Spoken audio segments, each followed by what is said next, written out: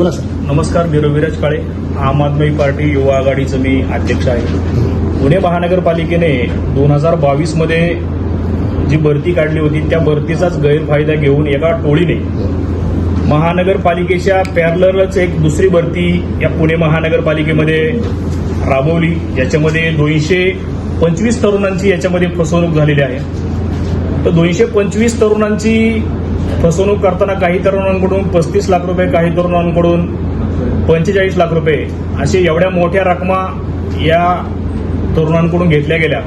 आणि याच्यामध्ये महापालिकेच्या शिक्क्यांचा, महापालिकेच्या लेटर हेडचा, महापालिकेच्या अधिकाऱ्यांचा नावाचा तर याच्यामध्ये वापर केला गेलेला आहे. तरुणांना जे आदेश, भरती आदेश दिले गेले तर हे भरती आदेश तरुणांच्या घरी ज्या लिफाफ्यातून पाठवले गेले त्या लिफाफ्यावरती सुद्धा महापालिकेचा लोगो आहे. तर त्याच्यामुळे या तरुणांचा त्याच्यावरती विश्वास बसला आणि तरुणांनी 45 लाख रुपये, 35 लाख रुपये एवढ्या मोठ्या रकमा या टोळीला दिल्या.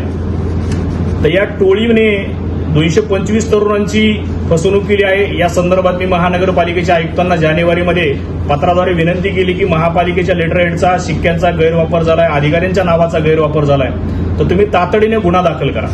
परंतु महानगरपालिकेच्या आयुक्तांनी अजूनपर्यंत याच्यामध्ये गुन्हा दाखल केला नाही.